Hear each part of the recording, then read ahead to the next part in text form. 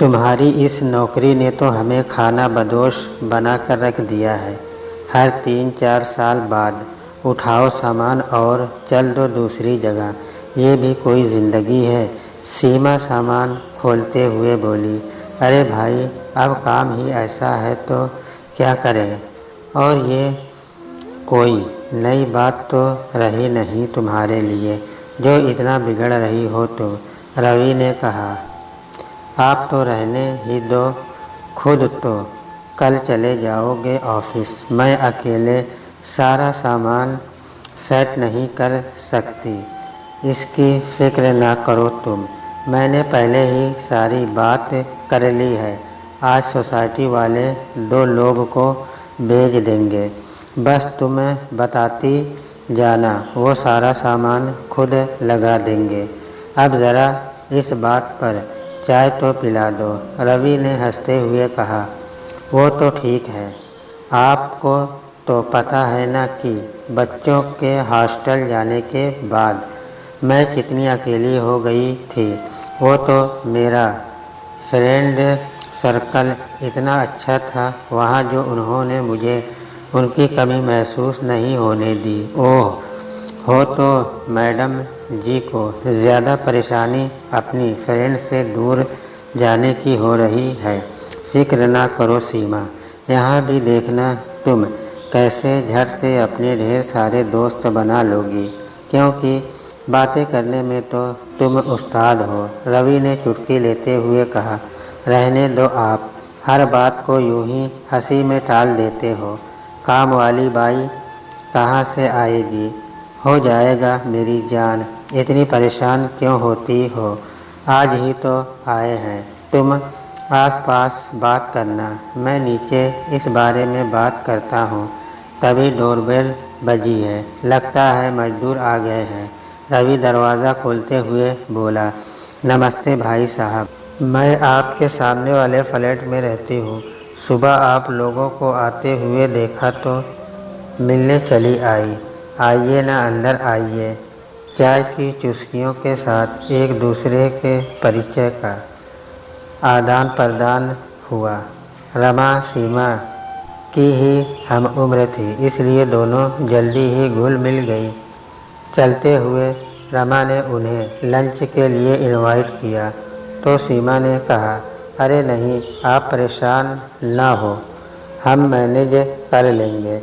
इसमें परेशानी की कौन सी बात है, पड़ोसी ही तो पड़ोसी के काम आते हैं, कहकर वह चली गई।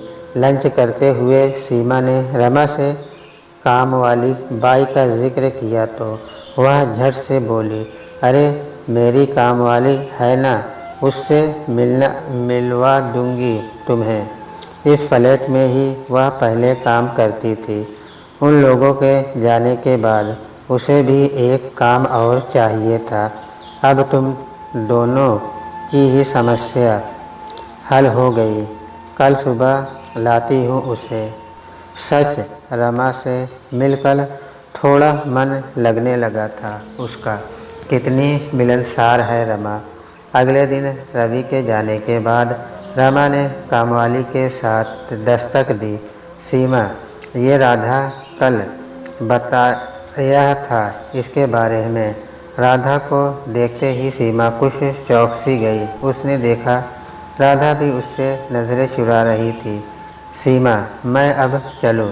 तुम इसे काम समझा देना, बहुत अच्छी है, कई सालों से काम कर रही है इस सोसाइटी में।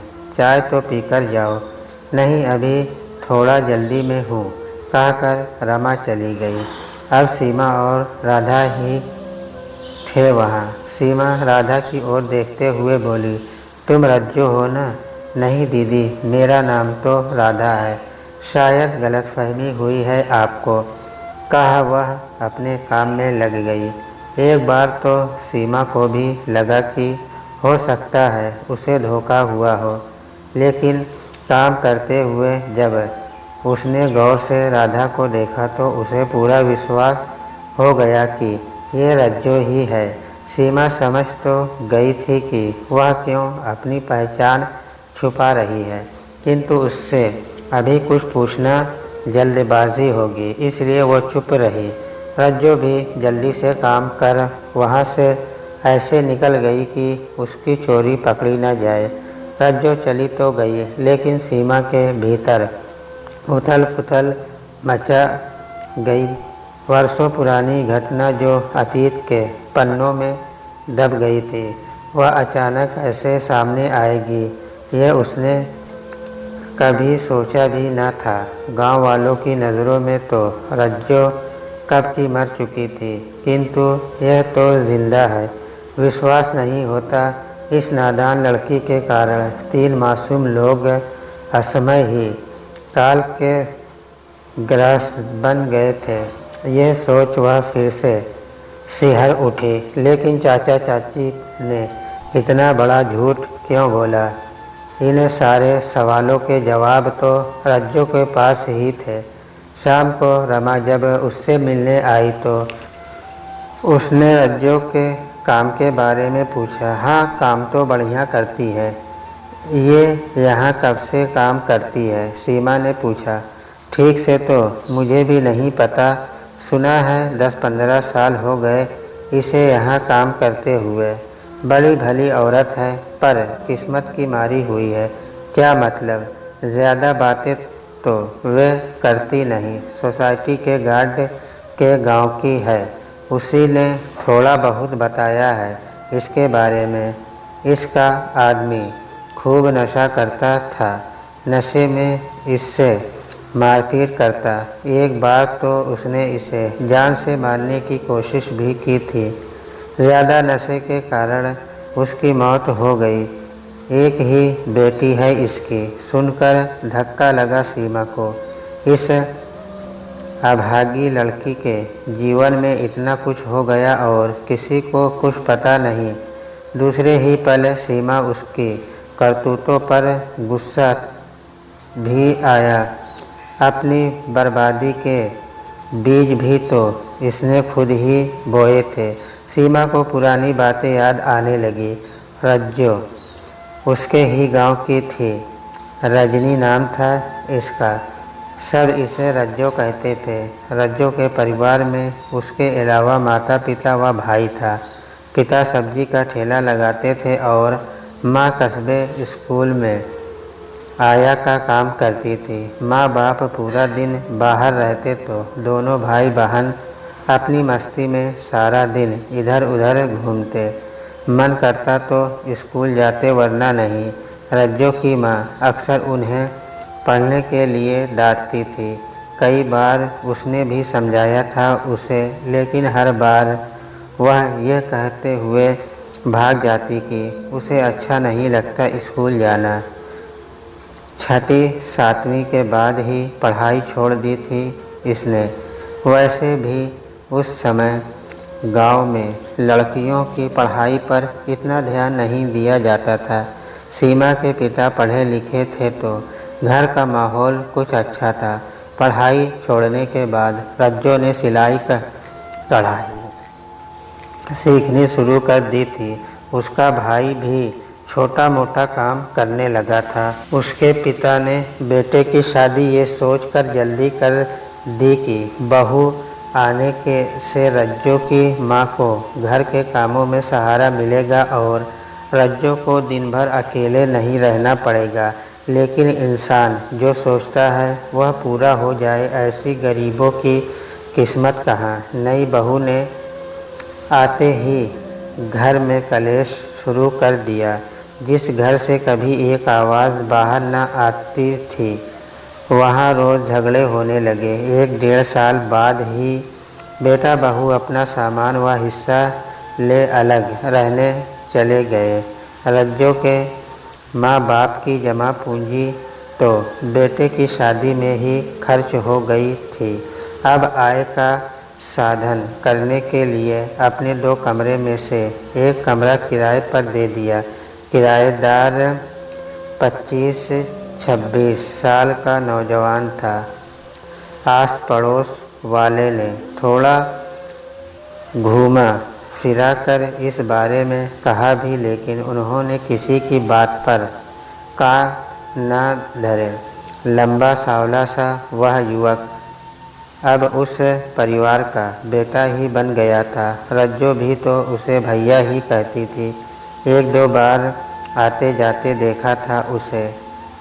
अपने सरल व्यवहार से जल्द ही अपने मोहल्ले वालों का दिल भी जीत लिया था। रज्जो अब 18-19 साल की हो गई थी।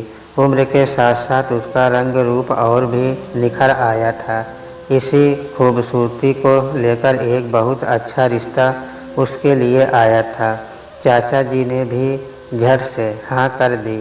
शादी में कोई कमी ना रहे, इसके लिए उन्होंने अपनी जमा पूंजी एक छोटा सा फ्लैट भी बेच दिया। बारात में जिसने भी दूल्हे को देखा वह रज्जो की किस्मत पर रश्क कर रहा था। मैं भी तो उसे देखती रह गई थी। चाचा जी ने अपनी हैसियत से बढ़कर सब दिया। गांव वाले भी उनके इन इंतजामों को देखकर हैरान थे। सब इसे उनके अच्छे कर्मों का फल बता रहे थे। हंसी खुशी बारात विदा हुई। उसके माता पिता जी भी तो रज्जो के ससुराल वालों की कितनी तारीफ कर रहे थे और उसके लिए भी ऐसे ही घर परिवार की कामना कर रहे थे। लेकिन अनहोनी कैसे दबे कदमों से चाचा चाची के घर की ओर आ रही थी। अपनी खुशियों में मग्न वह इससे देख ही ना पाए। अगले दिन रज्जो पग फेरे के लिए आई। पहले गांव में रिवाज होता था कि मोहल्ले की औरतों बेटी को नेग देती थी। माँ भी रज्जो को नेग व आशीर्वाद दे शाम को घर आ गई। रात 9 बजे अचानक दरवाजे पर जोर जोर से दस्तक हुई। पिताजी ने दरवाज़ा खोला तो रज्जो के पिता व भैया घबराए हुए से खड़े थे। पिताजी कुछ पूछते इससे पहले ही वह बोले, रज्जो आई है क्या? नहीं तो यह सुनते ही वह तेज़ी से लौट गए। हम सब हैरान थे। माँ ने बताया, रज्जो को तो 7 बजे तक ससुराल चले जाना था। कुछ समझ नहीं आ रहा था। माँ पिताजी दोनों ही उनके घर की ओर चल दिए। माँ तो 1 घंटे बाद कुछ घबराई हुई सी आ गई। 1-2 औरतें भी थी उनके साथ। उन्हीं की बातों से पता चला कि रज्जो उस किराएदार के साथ भाग गई। सारी औरतें यही कह रही थी कि जाना ही था तो पहले चली जाती। बाप कर्जे में तो ना दबता और उस लड़के वह उसके परिवार का क्या दोष था जो उनके माथे बदनामी का इतना बड़ा धप्पा लगा गई। सब उसके माता पिता की कमी भी बता रहे थे कि जवान लड़के लड़की को साथ रखोगे तो यही गुल खिलाएंगे। जितनी मुँह उतनी बातें। पिताजी देर रात घर आए थे। चाचा जी के साथ थाने में रिपोर्ट लिखवा कर सुबह माँ से बात करते हुए कैसे उन्होंने उसकी ओर देखा था। उस समय उसकी आंखों में एक बाप की बेबसी व लाचारी थी। उनकी आंखें बिना बोले ही उससे कई सवाल कर गई थी। उसने भी तो आँखों ही आँखों में अपने पिता को यह यकीन दिलाया था कि वह कभी इस घर की मर्यादा व इज्जत से खिलवाड़ नहीं करेगी। 4-5 दिन हो गए थे रज्जो को गए, लेकिन उसका कुछ पता नहीं चल पा रहा था। इसी बीच एक दर्दनाक खबर उसकी ससुराल से आई कि रज्जो के पति ने समाज के तानों को जग हंसाई से परेशान हो आत्महत्या कर ली है। जिसने भी यह खबर सुनी उसका कलेजा मुंह को आ गया। सभी रज्जो की भी भर भर बद्दुआ दे रहे थे। 1 हफ्ते बाद थाने से खबर आई कि वह दूसरे शहर में है। चाचा जी को पुलिस वालों के साथ जाना होगा। गांव वालों वह उसके भाई ने उसे वापस यहाँ न लाने की सख्त चेतावनी दी और अगर उन्होंने बात ना मानी तो उसके परिवार का बहिष्कार करने की धमकी दे डाली। औलाद कितनी भी निकम्मी क्यों ना हो, माँ बाप के लिए उसका मोह सदा रहता है। चाचा जी ने आश्वासन दिया कि वह रज्जो को यहाँ नहीं लाएंगे, बस एक बार उससे मिलना चाहते हैं। 10-15 दिन बाद जब चाचा गांव वापस आए तो कुछ लोगों ने उनसे रज्जो के बारे में पूछा। उन्होंने बताया कि आत्मग्लानि के कारण उसने आत्महत्या कर ली। लोगों को उनकी बातों पर यकीन भी हो गया था कि उस बदजलन लड़की का यही अंजाम होना था, नहीं तो वह कहाँ मुँह छिपाती। उसके बाद चाचा जी ने जो चारपाई तकली तो साल भर बाद उनकी अर्थी ही घर से निकली। बेटा बहू चाची के पास ही आ गए थे। बहू व आस पड़ोस के तानों के कारण चाची एक चलती फिरती लाश ही रह गई थी और कुछ सालों में अपना मानसिक संतुलन खोज चल बसी। जिस रज्जो को दुनिया मरा हुआ समझ भूल चुकी थी, वो इतने वर्षों बाद इस हाल में मिलेगी, कभी सपने में भी सीमा ने नहीं सोचा था। शाम को रवि ने जब उसकी परेशानी का कारण पूछा तो उसने थकावट का बहाना कर टाल दिया। रात भर उसे नींद भी न आई। एक आशंका यह भी थी कि पता नहीं कल वह आएगी भी या नहीं। सुबह उसने जल्दी से अपने ज़रूरी काम निपटाए। बार बार सीमा की निगाहें दरवाजे पर ही जा रही थी, लेकिन जब 12 बजे तब भी रज्जो नहीं आई तो उसने रमा को फ़ोन कर पूछा। रमा ने बताया कि उसने यहाँ तो वह काम कर गई और बिना बताए तो वह छुट्टी नहीं करती, आ जाएगी। तभी डोरबेल बजी तो सीमा ने लपक कर दरवाज़ा खोला। सामने रज्जो ही थी। उसने रमा को उसके आने की सूचना दे फ़ोन कर दिया। सीमा ने रज्जो के कंधे पर प्यार से हाथ रखते हुए पूछा, कैसी है रज्जो? क्या अपनी सीमा दीदी से बात नहीं करना चाहती? इतना सुन रज्जो उनके पैरों पर गिर ज़ोर ज़ोर से रोने लगी और बोली, मुझे माफ़ कर दो दीदी, मुझे माफ़ कर दो। सीमा ने उसे उठाकर गले लगाया और पानी दिया। पानी पीकर रज्जो ने कहा, आज इतने वर्षों बाद मुझे अपने मायके की ओर का कोई मिला है। आपसे मिली मानो मैं अपने माता पिता से मिल ली।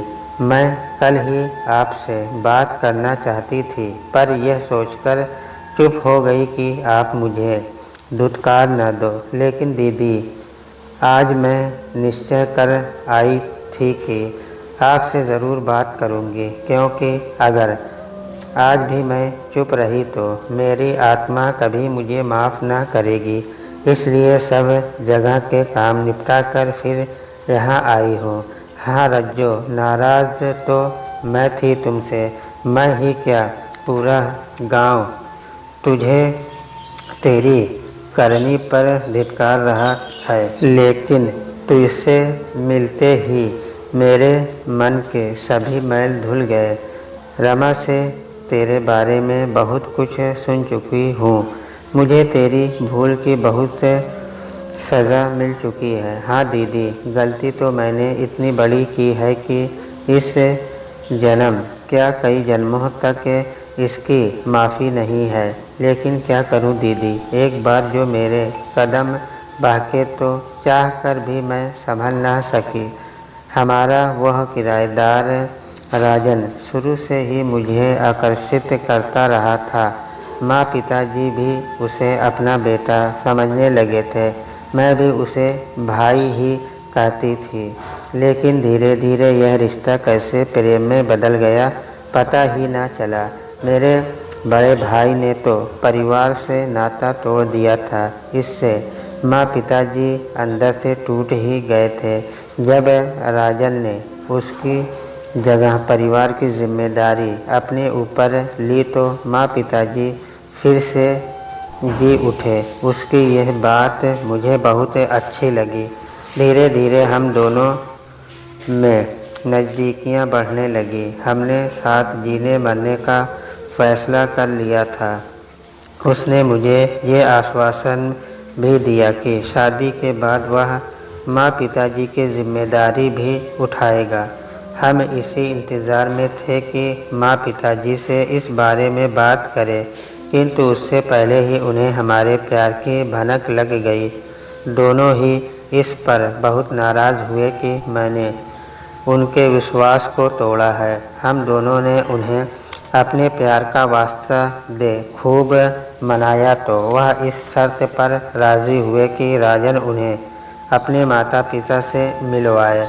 राजन ने कहा कि हम दोनों की जाति अलग अलग है, इसलिए वे लोग शादी के लिए राज़ी नहीं होंगे, किंतु हम दोनों शादी कर उनके पास जाएंगे तो उन्हें रज्जो को बहू स्वीकार करना ही पड़ेगा। लेकिन पिताजी इस बात के लिए कतई तैयार न हुए। उन्होंने कहा कि अगर तुम्हारे घर वालों ने इसे न अपनाया तब ये कहाँ जाएगी, इसलिए पहले तुम अपने घर वालों से बात करो। अगर वो मान जाते हैं तो हमें भी कोई एतराज़ नहीं। राजन आश्वासन दे चला तो गया, लेकिन कई महीने तक उसका कोई जवाब न आया और न एक बार भी वो मिलने आया। इस बीच वो रिश्ता आ गया। मैंने बहुत मना किया, लेकिन माँ पिताजी ने अपनी इज्जत का वास्ता देकर मुझ पर दबाव बनाया। मैं उनके आगे झुक गई, लेकिन चाहकर भी मैं उसे भुला नहीं पा रही थी। शादी का दिन पास आ रहा था और अब मुझे उसके आने की कोई आस नज़र नहीं आ रही थी। एक दिन न चाहते हुए भी माँ मुझे अपने साथ बाज़ार ले गई कि मैं अपनी पसंद के कुछ कपड़े ले लूँ। अचानक भीड़ में मुझे वह नज़र आया। वह भी किसी तरह नज़रें बचाते हुए मेरे पास आया और एक कागज़ का टुकड़ा पकड़ा चला गया। घर आकर जब मैंने उसे पढ़ा तो उसमें लिखा था कि उसके घर वाले मान नहीं रहे। अगर तुम मुझे नहीं मिली तो मैं जान दे दूँगा। पढ़कर मेरा दिल ज़ोर ज़ोर से धड़कने लगा। राजन को भी तो मैंने अपना पति माना था। मैंने उसके पास जाने का फ़ैसला कर लिया, पर अगले ही पल मुझे माँ पिताजी का विवश चेहरा नज़र आया और मैं रुक गई। उनकी इज्जत की खातिर मैंने अपनी भावनाओं को काबू में कर शादी कर ली और इसे अपना भाग्य मान स्वीकार कर लिया। अगले दिन मैं जब पगफेरे के लिए घर वापस आ रही थी तो रास्ते में हमारी गाड़ी ख़राब हो गई। वहीं कुछ दूरी पर मुझे राजन खड़ा दिखाई दिया। इशारों ही इशारों में उसने मुझे फिर से मरने की धमकी दी। दीदी, मैं घबरा गई। मुझे उसके साथ बिताए वो प्यार भरे दिन फिर से याद आ गए। मैं उन कमज़ोर क्षणों में ही मैंने एक ऐसा फ़ैसला ले लिया जिसके कारण आज मैं एक अंधेरे से भरी ज़िंदगी जी रही हूँ। माँ बाप ने खुद को जला मेरी किस्मत खुशियों से भरनी चाहिए थी, पर मुझे ना समझ ना अपने साथ साथ उसका जीवन भी अंधेरे में ढकेल दिया। घर आकर मैंने माँ से कहा कि मैं अपनी सहेली मंजू से मिल आऊँ। वो बीमार है, फिर तो ना जाने उससे कब मिलना हो। माँ से इजाज़त ले कुछ रुपये पैसे के साथ उस पते पर पहुँच गई जो राजन ने चिट्ठी में लिखा था। वहाँ से हम ट्रेन पकड़ दूसरे शहर आ गए। उसके दोस्त के पास मुझे माँ पिताजी को धोखा देने का दुख था, लेकिन उससे भी ज़्यादा अपना प्यार मिलने की खुशी भी थी। मुझे विश्वास था कि कुछ महीने बाद जब हम मिलेंगे तो वह हमारी खुशी की खातिर अपनी नाराज़गी छोड़ हमें अपना लेंगे। राजन भी मेरा बहुत ध्यान रख रहा था। 3-4 दिन बाद मैंने उसके घर चलने की ज़िद की तो वह आनाकानी करने लगा। मैंने जब ज़्यादा ज़ोर दिया तब उसने बताया कि वह शादीशुदा है, लेकिन यह शादी उसकी मर्ज़ी से नहीं हुई। यह सब सुन मेरे पैरों तले से ज़मीन खिसक गई। मैं सपने में भी नहीं सोच सकती थी कि वह इतना बड़ा धोखेबाज निकलेगा, लेकिन चाहकर भी अब मैं कुछ नहीं कर सकती थी, क्योंकि अपनी किस्मत में कांटे भी तो मैंने ही बोए थे। राजन ने मुझे आश्वासन दिया कि वह अपनी पत्नी से जल्द ही तलाक ले लेगा। अभी हम आगे कुछ करते उससे पहले ही पुलिस वाले हमें खोजते हुए यहाँ तक आ पहुँचे। उसके पिता व ससुर रसूख वाले थे। पुलिस पर दबाव डलवा उन्होंने बात दबा दी। पिताजी ने भी मेरी खातिर शिकायत वापस ले ली और उसके पिता से मुझे अपनाने के लिए खूब मिन्नतें की, पर उन्होंने मुझे अपनाने से साफ मना कर दिया और राजन को भी धमकी दी कि अगर उसने मुझे नहीं छोड़ा तो वह उसे अपनी संपत्ति से बेदखल कर देंगे। दीदी, राजन कायर निकला। वो इस बात से डरकर मुझे छोड़ उनके साथ चला गया। कह रज्जो चुप हो गई। सीमा ने यह चुप्पी तोड़ते हुए उससे पूछा कि चाचा जी ने तुम्हारे मरने की झूठी खबर गांव में क्यों फैलाई और तुम यहाँ तक कैसे पहुँची? दीदी, अनजाने में कहो या लड़कपन में, जो पाप मुझसे हुआ था उसकी सज़ा तो अभी शुरू हुई थी। पिताजी से अपने पति की आत्महत्या की खबर सुने मुझे इतनी आत्मग्लानि हुई कि मैंने भी जीवन त्यागने का फैसला कर लिया, लेकिन यहाँ भी मैं हार गई।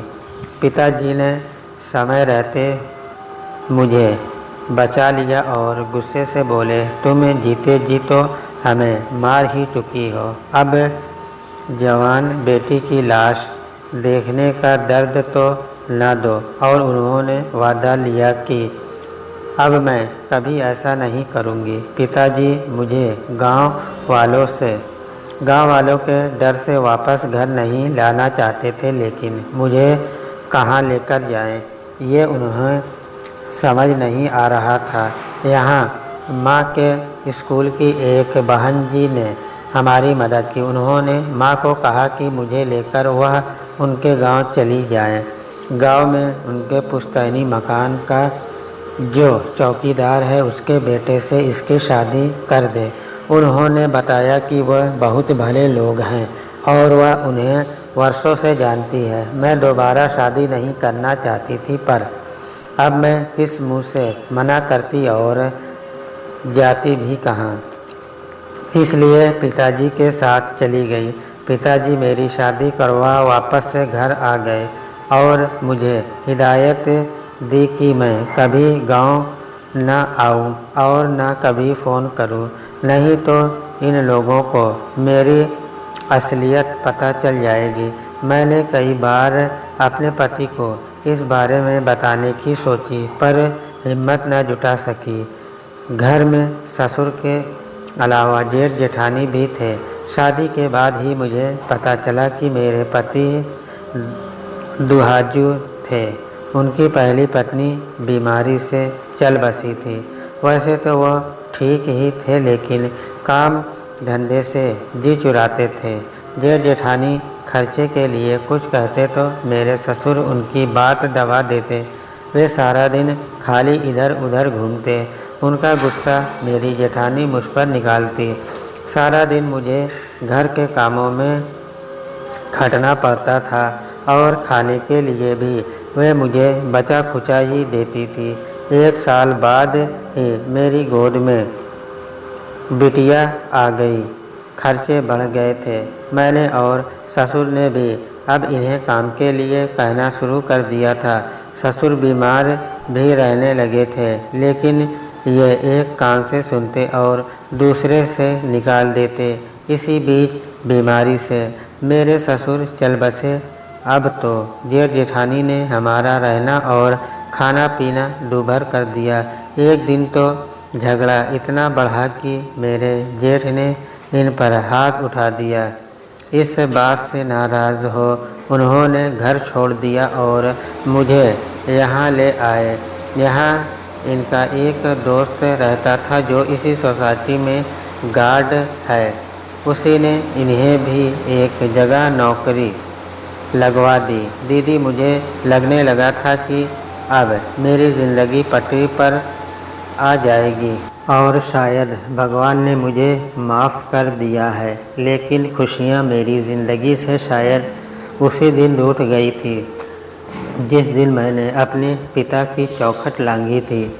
यहाँ आकर यह गलत संगति में पड़ गए और नशा करने लगे। मैं कुछ कहती तो मारपीट पर उतारू हो जाते। नशे की लत इन्हें ऐसी लगी कि कई दिन तक काम पर न जाते और न ही घर आते। भूखों मारने की नौबत आ गई थी। एक दिन गार्ड भैया जब हमारे घर आए तो मैंने उन्हें सब बताया। तब उन्होंने ही घर के हालत देख मुझे इस बिल्डिंग में काम दिलवाया। वो तो मुझे घर से निकलने ही नहीं देना चाहते थे, पर इस बार मैंने उनकी बात नहीं सुनी। मेरी बेटी स्कूल जाने लगी थी और उनका भविष्य मैं बर्बाद नहीं करना चाहती थी। मुझे लगता था कि मैं काम बड़ी पढ़ी लिखी नहीं थी, इसलिए सही गलत का फैसला न कर सकी और इतनी बड़ी भूल कर बैठी। पर अपनी बेटी को मैं खूब पढ़ाना चाहती हूँ। उनके जाने के बाद अब वही तो मेरे जीने की आस है। वह न होती तो शायद आज मैं भी ना होती। रज्जो की बातें सुन सीमा की आंखों में आंसू आ गए। उसने रज्जो के सिर पर प्यार के से हाथ रखते हुए कहा, रज्जो, तुम अपनी नादानी में की गई भूल की बहुत सज़ा भुगत चुकी हो। तुमने इतनी सी उम्र में इतने दर्द झेल लिया, इसकी तो कोई कल्पना भी नहीं कर सकता। आज से तुम अपने को अकेली मत समझना। मैं अब हर कदम पर तुम्हारे साथ हूँ। माँ, अपनी बेटी को तुम खूब पढ़ाओ लिखाओ। शिक्षा ही हमारे भविष्य का आधार है। देखना रज्जो, एक दिन तुम्हारी बेटी पढ़ लिख कर खूब नाम कमाएगी। वह समाज में फिर से तुम्हारा खोया हुआ सम्मान वापस दिलाएगी। यह सुन रज्जो की पथराई आँखों में एक हल्की सी चमक तैर गई।